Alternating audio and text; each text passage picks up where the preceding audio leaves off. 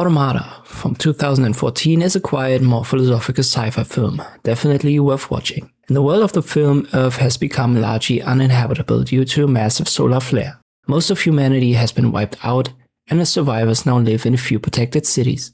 Human-like robots were originally built to assist with reconstruction. They are bound by two core protocols. They cannot harm humans and cannot modify themselves. Insurance agent Jacques Walken, played by Antonio Banderas, works for the corporation ROC, which manufactures and controls these robots. His job is to investigate cases in which machines appear to violate the protocols. When a police officer shoots a robot that allegedly repaired itself, Walken begins investigating the incident. His investigation leads him deeper into the inner workings of ROC. The company suspects that some robots may be capable of self-modification and fears losing control over its technology, and with it, its entire business model. But the story soon moves beyond questions of power or economics. At its core lies a deeper question. Could these evolving machines represent the beginning of a new stage of evolution, one that might render humanity obsolete?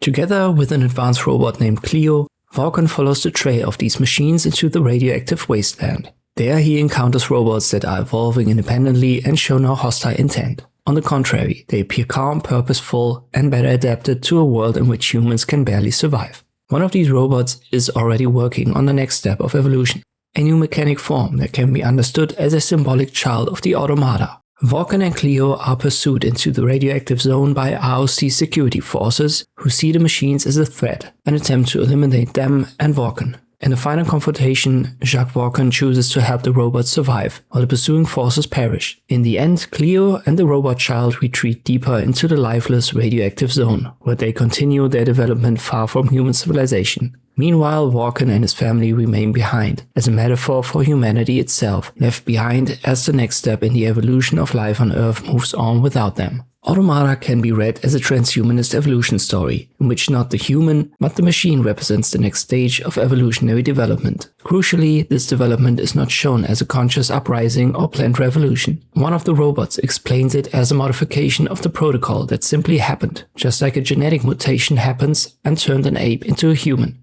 The major difference to the development of biological life, however, is that machines can modify themselves much faster. A machine does not need 9 months of pregnancy, it does not need 18 years to reach adulthood, and its reproduction is not limited by biological cycles such as menopause. Machines can rapidly generate one generation after another, which means that mutations in organic developments of their base structures are accelerated many times compared to humans. Therefore, self-modifying robots act like an accelerant for the evolution of life. Another factor in this evolutionary development is the environment. The radioactive Earth creates a selective pressure that makes organic life increasingly impossible. Earth is becoming more and more hostile for humans, while machines are already at an advantage under these conditions, even without any further development process having fully begun. This corresponds to a transhumanist idea that appears in many modern films, and is also promoted by self-proclaimed elites at the World Economic Forum in Davos. A further key aspect is how the robots are presented. This new species is not hostile or destructive, but rather calm, stable, and functional in the future world.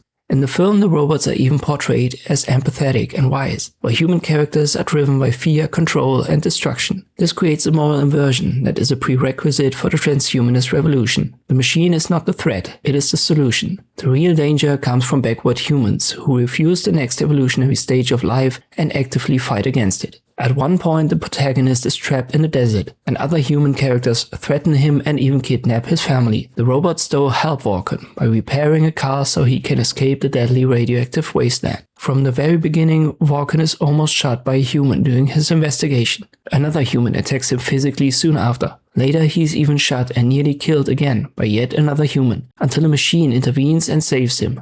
The general message: the robots help Walken with compassion, while danger only comes from other humans. As is often the case in modern films, all antagonists are portrayed as white men. Walken, played by Banderas, a Latino actor, is the only open-minded human character, while all white men chase after him and the robots. In the end, the white man dies, while Banderas' character survives. In the final scene, Cleo and the more childlike robot escape into an even more hostile radioactive area of the Earth. Walken helps them cross a gap over a dried-up lakebed to get there. The metaphor is, the non-Western man must help overcome the civilization of the white man, so that life on Earth can transition into a new era of transhumanism. One of the antagonists even says before his death to Vulcan, "Why are you standing against your own kind? Why are you standing against humanity?" To which Vulcan replies, "I am definitely not one of your kind."